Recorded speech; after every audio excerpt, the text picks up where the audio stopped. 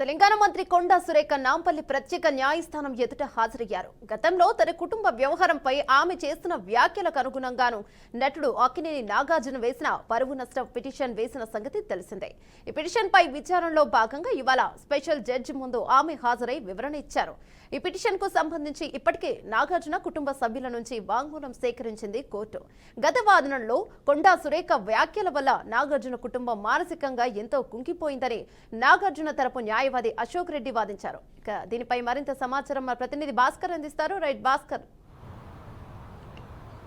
ఏమన్నా ఏదైతుందో మంత్రి కొండా సురేఖ ఇవాళ నాంపల్లి కోర్టుకు హాజరైన పరిస్థితి. గతంలో ఉన్నటువంటి ఆ సినీ నటుడు నాగార్జునపై చేసిన వాక్యాలను తీవ్రంగా ఖండించారు. తను ఆ పరువు నష్ట దావా కింద నాంపల్లి కోర్టులో పిటిషన్ దాఖలు చేసిన పరిస్థితి. దానిలో భాగంగా ఇవాళ ఆ వాయిదా ఉన్న నేపథ్యంలోనే మంత్రి కొండా సురేఖ నాంపల్లి కోర్టుకు హాజరయ్యారు.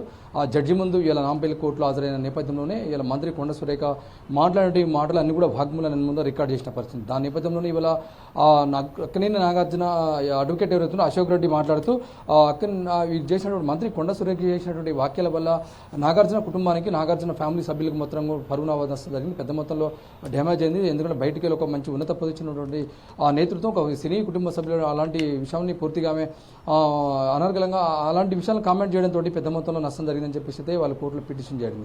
దానిలో భాగంగా ఇలా మంత్రి కొండా సురేఖ నాంపల్లి కోర్టుకు హాజరైంది. ఆమె చెప్పినటువంటి అంశాలు అన్నీ కూడా పూర్తి స్థాయిలో ఇలా కోర్టులో రికార్డ్ చేయడం జరిగింది. ఏదైతుందో ఆ మంత్రి కొండా సురేఖ మాట్లాడినటువంటి మాటలన్నీ కూడా వాళ్ళని ఇబ్బందికర పెట్టే పరిస్థితులు ఉన్నాయి. వాళ్ళ మానసిక ఇబ్బందిని గురి చేసే పరిస్థితికి మాట్లాడింది కొండా సురేఖ అని చెప్పి దీన్ని తీవ్రంగా ఖండించారు. గతంలోనే ఆ నేపథ్యంలోనే వారు పరువు నష్ట దావా కింద కోర్టులో ఫిల్ చేశారు.